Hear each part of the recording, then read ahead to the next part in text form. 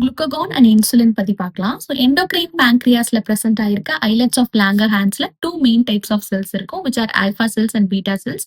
So alpha cells குளுக்ககான்ற hyper glycaemic hormone secrete பண்ணும். இந்த ஹார்மோன் பிளட் குளுக்கோஸ் லெவலை இன்க்ரீஸ் பண்ணும். வேறஸ் பீட்டா செல்ஸ் இன்சுலின்ற ஹைப்போகிளைசீமிக் ஹார்மோன் செக்ரீட் பண்ணும். இந்த ஹார்மோன் பிளட் குளுக்கோஸ் லெவலை டிக்ரீஸ் பண்ணும். இப்போ நம்ம பிளட்ல குளுக்கோஸ் லெவல் ரொம்ப அதிகமா இருக்கு அப்படின்னா பீட்டா செல்ஸ் ஆஃப் பேங்க்ரியாஸ் இன்சுலினை ரிலீஸ் பண்ணும். ஸோ இந்த insulin fat cells and liver செல்ஸ்ல ஆக்ட் பண்ணி செல்லுலார் குளுக்கோஸ் அப்டேக் அண்ட் யூட்டிலைசேஷனை என்ஹான்ஸ் பண்ணும். So fat cells will take glucose from blood. So blood glucose level normal ஆகும். ஓகே, இப்போ பிளட்ல குளுக்கோஸ் லெவல் ரொம்ப கம்மியா இருக்கு அப்படின்னா alpha cells of pancreas glucagon release பண்ணும்.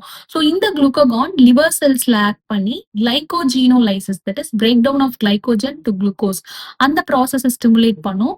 So liver cells releases glucose into blood, then the blood glucose level it will come back to normal.